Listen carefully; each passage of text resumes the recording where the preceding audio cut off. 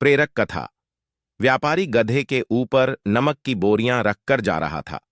तभी गधे का पैर फिसला और वह नदी में गिर गया। पानी में नमक घुलने से गधे का बोझ कम हो गया था। अगले दिन बोझ कम करने के लिए गधा जानबूझकर नदी में बैठ गया। गधे की ये चालाकी व्यापारी को समझ आ गई। 5 वर्ष पहले रिलीजन डेस्क। पुराने समय में नमक का एक व्यापारी था। उसके पास एक गड्ढा था।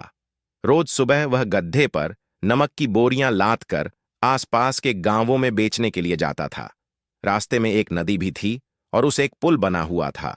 व्यापारी उसी पुल से गड्ढे को लेकर व्यापार के लिए जाता था। एक दिन वह अपने गड्ढे के साथ नमक लेकर जा रहा था। पुल पर पहुंचकर गड्ढे का पैर फिसल गया और वह नदी में गिर गया।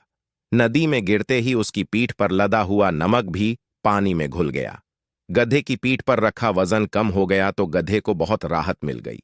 उसने सोचा कि ये तो बहुत अच्छा हुआ, अब मुझे ज्यादा वजन नहीं उठाना पड़ेगा। नमक घुलने की वजह से व्यापारी अपने घर लौट आया। पूरे दिन गधे को आराम मिल गया। अगली सुबह व्यापारी ने रोज की तरह गधे की पीठ पर नमक की बोरियां लाद दीं। रास्ते में जैसे ही पुल आया तो गधा जानबूझकर पानी में बैठ गया।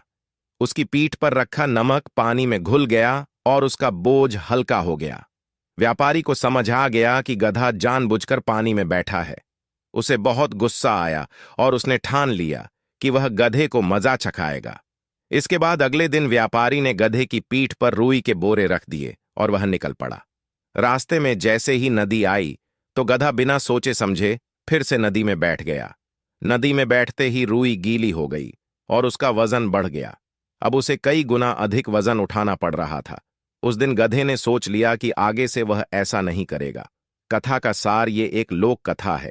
इस कहानी का सार यही है कि हमें गधे की तरह कुछ भी काम बिना विचार किए नहीं करना चाहिए। कोई भी काम करने से पहले हमें सोच विचार कर लेना चाहिए। इस कथा की दूसरी सीख ये है कि किसी मूर्ख को सबक सिखाकर ही काबू किया जा सकता है।